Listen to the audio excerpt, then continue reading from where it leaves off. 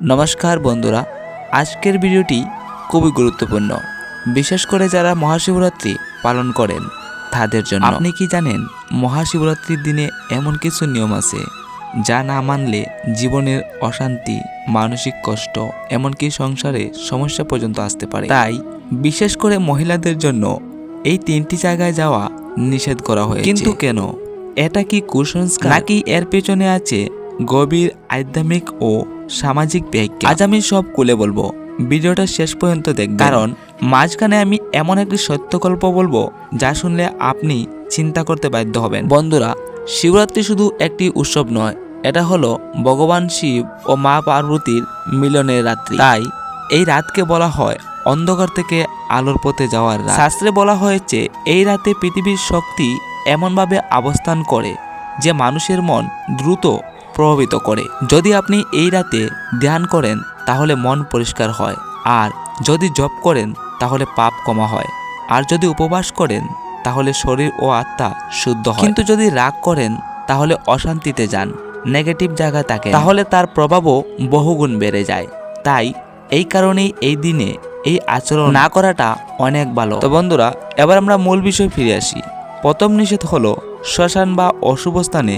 অনেকে বলে শিব তো শ্মশানের অধিপতি, তাহলে শ্মশানে যাওয়া খারাপ কেন? এখানে আসল বিষয়টা বুঝতে হবে। হ্যাঁ, শিব শ্মশানের অধিপতি, কিন্তু শিব হলেন ত্যাগের প্রতীক, তিনি ভয়কে জয় করেন। কিন্তু সাধারণ মানুষ, আমরা কি সেই মানসিক শক্তির অধিকারী? শাস্ত্রে বলা হয়েছে মহাশিবরাত্রির রাতে নারীর মন খুব সংবেদনশীল থাকে। এই রাতে সুখ, কান্না, মৃতদেহ, ভয়ের পরিবেশ নারীর মনে গভীর চাপ ফেলে। নারী হলো গড়ের শক্তির কেন্দ্র, তার মন ভেঙে গেলে সংসারের ভারসাম্য নষ্ট হয়। এই নিষেধাজ্ঞা নারীদের ছোট করার জন্য নয়, বরং মানসিক সুরক্ষার জন্য। দ্বিতীয় নিষেধটি হলো পরপুরুষের ঘর বা একান্ত স্থানে যাওয়া। মহাশিবরাত্রি হলো সংযমের রাত্রি।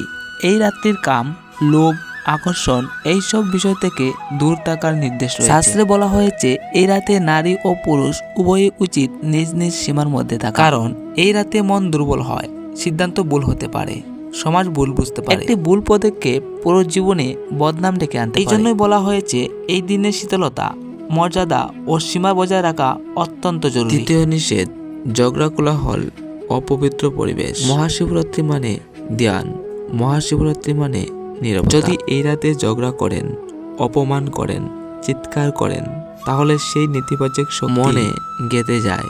বিশেষ করে নারীরা আবেগ দ্রুত প্রভাবিত হন। তাই বলা হয়েছে এই দিনে ঝগড়া বা অশান্ত পরিবেশ থেকে দূরে থাকতে। তো বন্ধুরা, আজকের ভিডিওটি একটি ছোট্ট গল্প দিয়ে শেষ করছি। এক গ্রামে এক মহিলা ছিলেন, তিনি খুব ভক্তি করে শিবরাত্রি পালন করতেন। এক বছর তিনি রাগের বশে পাড়ার ঝগড়া জড়িয়ে পড়লেন এবং সেদিনই প্রচন্ড মানসিক অশান্তি শুরু হলো। তারপর থেকে তিনি প্রতিজ্ঞা করলেন শিবরাত্রি দিনে শুধু ধ্যান ও নীরবতা পালন করবেন, এবং পরের বছর থেকেই তার জীবনে শান্তি ফিরে আসে।